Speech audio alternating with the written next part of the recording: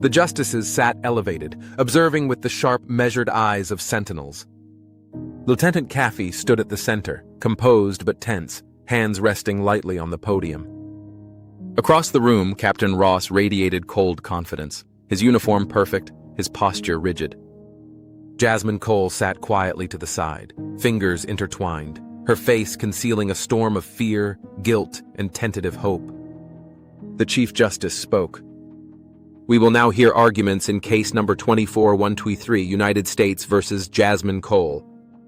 Caffey drew a deep breath. "May it please the court, Ms. Cole's conviction was carried out in a court without authority over her. She is a civilian, tried by a military tribunal for a crime that falls squarely within civilian jurisdiction. This is not about guilt or innocence. It is about the Constitution and the right to a fair trial." He glanced at Jasmine, whose eyes flickered toward him before returning to the justices. "Allowing this conviction to stand sets a dangerous precedent. Military authority overriding civilian rights. That is a path no nation claiming justice should tread." One justice leaned forward, voice skeptical. "Lieutenant, the crime occurred on a U.S. military base overseas. Can civilian courts realistically assert jurisdiction in such cases?" Caffey's gaze sharpened. "Yes, Your Honor. The Constitution guarantees that civilians cannot be tried by military courts unless Congress explicitly authorizes it. The military tribunal acted outside its authority, denying Ms. Cole her constitutional protections. Jurisdiction matters. Without it, justice is meaningless." Ross rose smoothly, voice calm but firm, radiating authority. "Your Honors, Lieutenant Caffey paints a picture of injustice but omits context. Jasmine Cole's husband was a service member, and the crime occurred on a U.S. installation abroad. The military tribunal acted within its authority, applying the law as it exists. Military authority exists for a reason, to protect personnel and maintain order." Another justice, eyes narrowing, leaned in. "Captain, Lieutenant Caffey argues that Ms. Cole's constitutional rights were denied.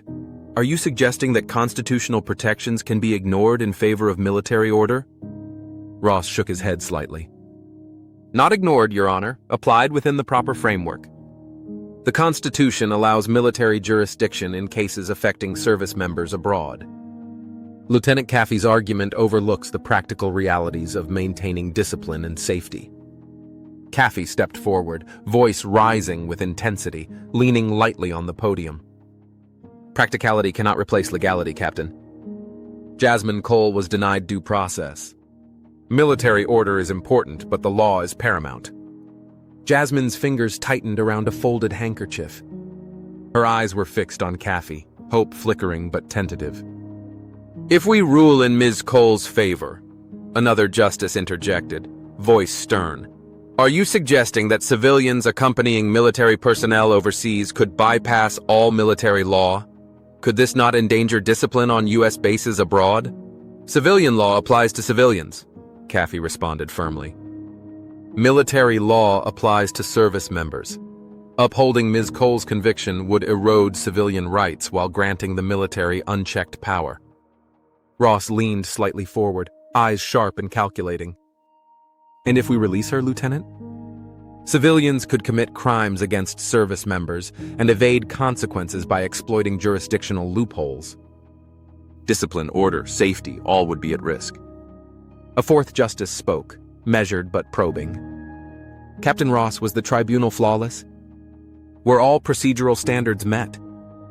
Or might there have been errors that impacted Ms. Cole's right to a fair trial?" "The tribunal followed military protocol, Your Honor," Ross replied evenly. "Viewed through civilian standards, there are differences, but the tribunal acted within the powers granted to it by law." Caffey's voice rose again, tinged with passion. "And yet, Your Honors, those differences are precisely why this court must act. Ms. Cole cannot be retried. She cannot serve a sentence imposed by a court that had no authority over her. Justice demands recognition of this fundamental violation." The room fell silent. Pens scratched. Tension hung thick in the air. Jasmine sat frozen, hands clenched. The weight of every word pressed heavily upon her. If this court releases Ms. Cole, the first justice asked, what does that mean for future civilians on military bases? Will they all claim constitutional protection to avoid prosecution? Caffey's voice was firm, unwavering. Your Honor, Ms. Cole's case is about principle, not loopholes. She is a civilian who was wrongly tried. Recognizing that does not weaken military law, it reaffirms the Constitution. Discipline is preserved when authority respects legal boundaries. Ross's eyes narrowed, voice cold and unwavering. Yet she killed a soldier. Upholding her release could undermine the military's ability to protect its own. There must be accountability. Caffey stepped back slightly, gaze resting briefly on Jasmine. Accountability must not come at the cost of justice. Ms. Cole deserves the law, not expedience. A conviction in the wrong court is no justice at all. The Chief Justice cleared his throat. Thank you, Lieutenant Caffey and Captain Ross. We have enough. The courtroom emptied slowly, leaving only echoes of shuffling papers and muted conversations. Jasmine sat in a small consultation room, hands clasped tightly in her lap. The weight of uncertainty pressed down on her, heavier than the guilt she carried. Ross exited the room as well, leaving behind an air of rigid discipline. His eyes lingered on Jasmine for a brief second, calculating. Stone killer, he thought. Caffey's gaze softened.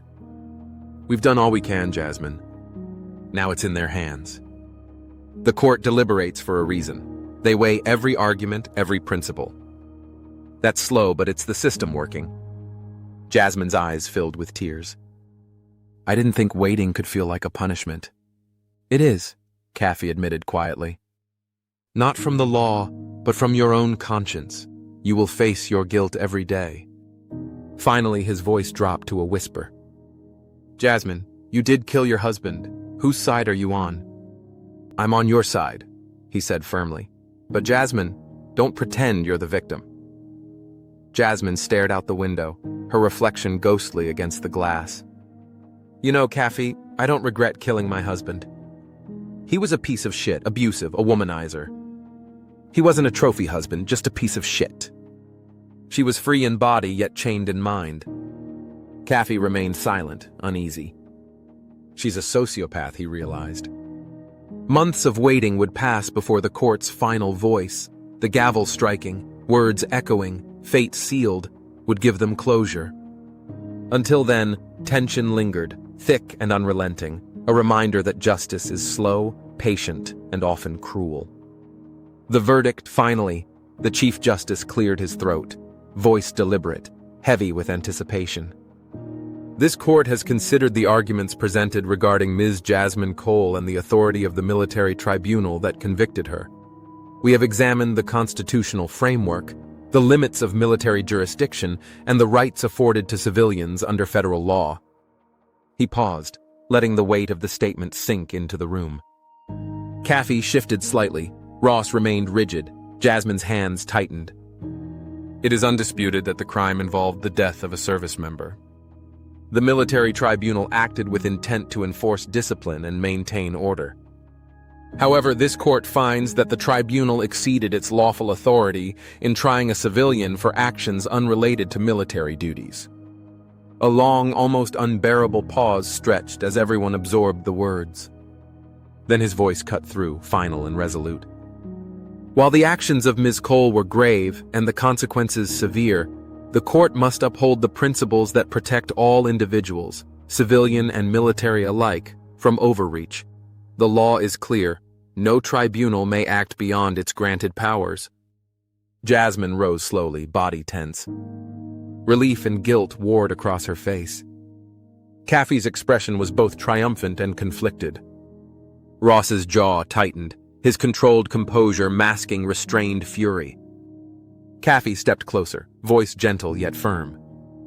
You're free, Jasmine. I hope you find happiness. Ross's voice cut through, cold and biting. You killed a soldier. That's not justice, Caffey. You freed a woman who took a life. Caffey's gaze remained steady. She's a civilian, Jack. The court ruled it was wrong to try her in a military court. We can't bend the system for convenience. Jasmine hesitated at the doorway, glancing back at Kathy. "Will I ever be free of this?" she asked softly. Kathy's voice was quiet, heavy with truth. "No, you will live with murdering your husband, and it will eat at you every day." Jasmine gave a small, wry smile. "Yeah, you're probably right, but I'm walking out free." She walked out. Each step felt heavier than the last. The irony of her freedom, a woman who killed and now walks free, echoed in the minds of all present. The justices, the attorneys, the spectators, all grappled with the uneasy tension between law and morality.